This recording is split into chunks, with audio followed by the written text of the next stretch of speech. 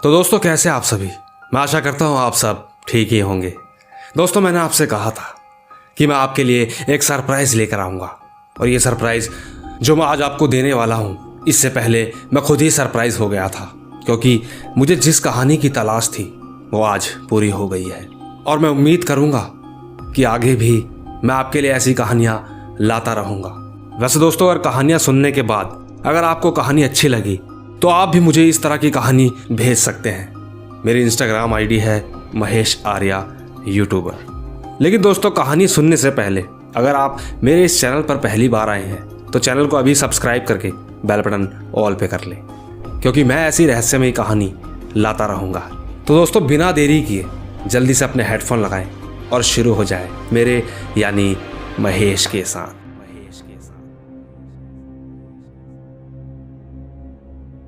दोस्तों, भेड़िया मानव ये शब्द ही एक ऐसा रहस्य है जिसे सुनते ही हमारे मन में एक अजीब सा डर और रहस्य सामने आ जाता है। ये वो है जिन्हें रात का बादशाह कहते हैं। ये इंसानों के भेष में दिखने वाला वो शैतान है जो किसी को भी मार सकता है। इसके बारे में तो आपने कई बार सुना ही होगा। हालांकि जिस तरह डायनासोर अपने समय में मशहूर हुए और उनका आज कोई अस्तित्व नहीं है, ठीक उसी तरह ये शैतान का सामना जिससे भी हुआ वो मारा गया। लेकिन आज जो कहानी मैं आपको बताऊंगा वो एक ऐसे इंसान की है जिसने उस समय ये दहशत को अपने सामने होते हुए देखा था। दोस्तों, बात दरअसल आज से कई साल पहले की है, जिस समय मार्क एक लकड़ी की फैक्ट्री में काम किया करता था। मार्क ने हमें यह भी बताया कि हमें किसी भी परिस्थिति में घबराना नहीं चाहिए, क्योंकि अगर आप उस दहशत भरे पल में अगर जरा सी भी हिम्मत नहीं दिखाएंगे तो शायद आप भी मेरी तरह किसी ना किसी को खो देंगे। दोस्तों, मैं और मेरी बीवी और मेरा बेटा जॉन, हम तीनों बेहद खुश थे। जॉन 8 साल का है। उसे बाहर खेलना बेहद पसंद है, क्योंकि जिस जगह पर हम रहते हैं वो एक गांव की तरह है, जहां घर कम जंगल ज्यादा। पर हमें किसी तरह की कोई दिक्कत नहीं थी। लेकिन मेरे उस दिन के वो एक फैसले ने मेरी पूरी जिंदगी बदल दी। उन दिनों फैक्ट्री को एक बड़ा प्रोजेक्ट मिला था, जिसके चलते मैं दिन रात मेहनत कर रहा था। मुझे एक्स्ट्रा डॉलर भी मिल रहे थे।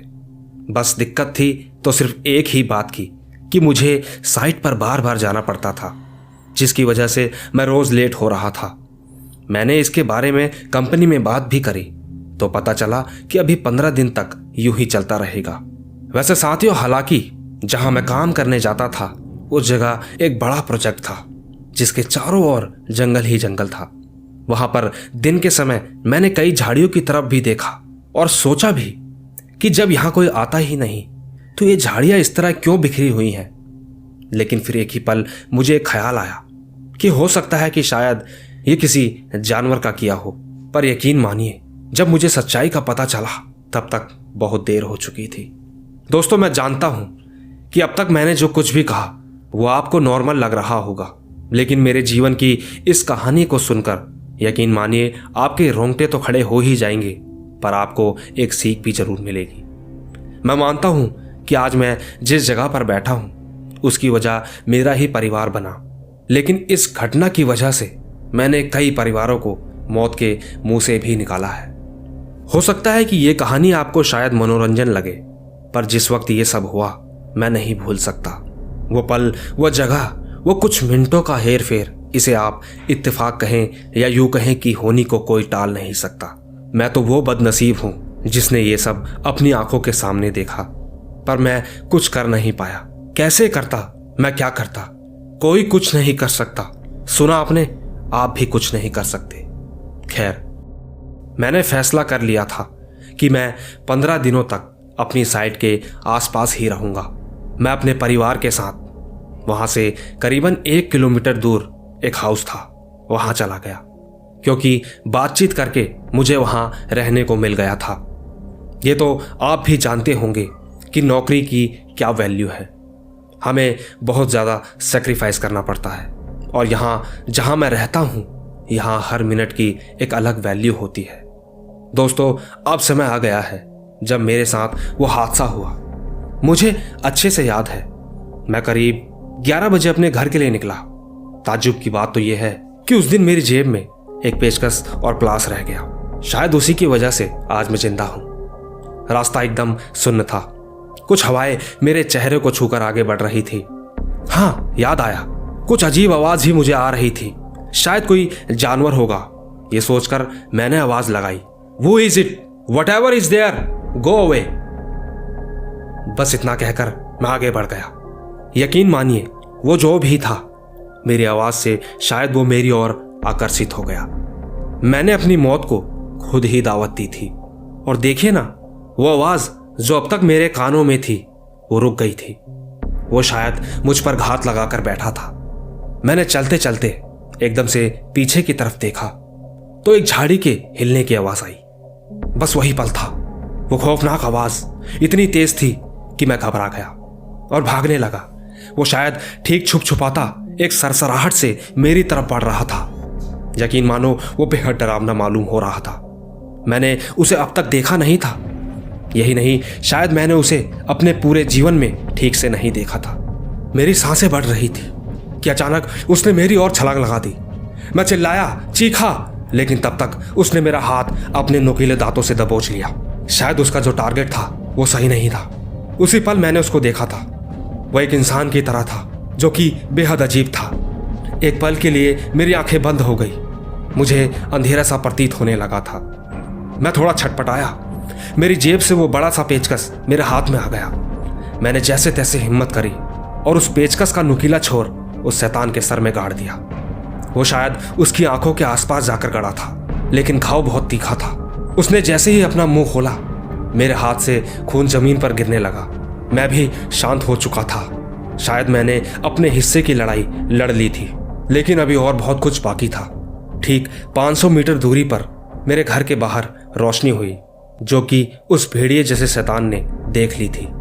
उस रोशनी में मेरा बेटा जॉन बाहर आता दिखाई दिया। मैं कुछ कहता इससे पहले ही वो शैतान दबे पांव उसी ओर भागा। दर्द इतना था कि मैं बस देखता ही रह गया। मेरी आंखें अब बंद हो रही थी। वो शैतान इतनी स्पीड से गया कि उसने पलक झपकते ही मेरे जॉन को उठा लिया और वहां से अचानक कहीं गायब हो गया। मुझे 15 मिनट बाद होश आया। मैं हड़बड़ाता हुआ घर पहुंचा तो पाया मेरी वाइफ लीना, जो कि ठीक दरवाजे के सामने बेहोश पड़ी थी। मैं पूरी रात रोता रहा। सब कुछ खत्म सा हो गया था।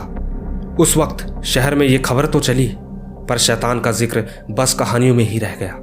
इसके बाद मेरी वाइफ 4 साल कोमा में रही और फिर एक दिन उसकी भी डेथ हो गई, जिसे मैं ठीक से देख नहीं पाया। वो शायद लीना ने देखा हो, लेकिन वो जो भी था अब बताने वाला कोई नहीं था।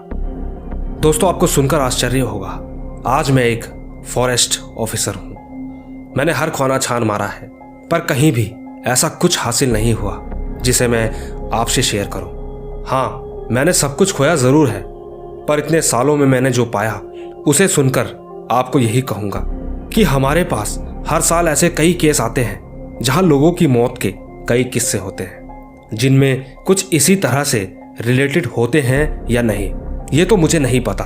पर मैं और हमारी टीम, हम सभी आपके लिए हमेशा तैयार रहते हैं, क्योंकि जिस पर बीतती है वही जान सकता है। दोस्तों, सबसे जरूरी बात जो मैंने अब तक आपको नहीं बताई, और वो ये है कि मैंने ये कहानी अब तक किसी को नहीं बताई। वो तो महेश की जिद ने मुझे आपके सामने ला खड़ा किया है।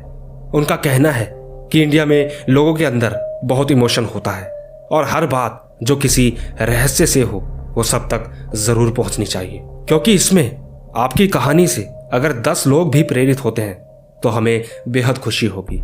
Thanks for Mahesh. तो दोस्तों, सुना आपने किस तरह मार्क ने अपनी जिंदगी ही बदल डाली। इंसान वजह ढूंढता है कुछ करने की, कुछ बनने की, लेकिन मेरी नजर में असली इंसान वही है जो हालातों से लड़कर ऊपर उठते हैं। तो दोस्तों, मैं सबसे यही कहना चाहूंगा कि अगर आप में भी जज्बा है कुछ कर गुजरने का, तो नीचे कमेंट में जरूर बताएं, और साथ ही ये भी बताएं कि ये कहानी आपको कैसी लगी। अगर आपको ये कहानी अच्छी लगी तो इसे लाइक, शेयर और कमेंट तो जरूर कीजिएगा। दोस्तों, मैं आपसे इसीलिए ऐसा कह रहा हूं क्योंकि ऐसी कहानियां शायद ही किसी चैनल पर आई होगी। हालांकि किस्से तो बहुत हुए होंगे, लेकिन ऐसा जज्बा किसी में नहीं होगा जिसने अपनी पूरी जिंदगी ही बदल के रख दी हो। दोस्तों, मुझे आपसे पूरी उम्मीद है कि आप मेरे लिए नहीं तो इस कहानी के लिए ही इसे शेयर जरूर करेंगे, क्योंकि मैं ऐसा चाहता हूं कि मेरे पास जो भी जनता है वो बस आपसे ही जुड़ी है। अब इस कहानी को या आप ऊपर ले जाएं या नीचे, वो आपकी मर्जी रहेगी, पर मेरा मानना ये है कि इन चीज़ों के बारे में सबको पता होना चाहिए। मैं आपके कमेंट्स का इंतज़ार करूंगा। मिलता हूं आपको जल्द ही नई कहानियों में। तब तक के लिए बाय बाय।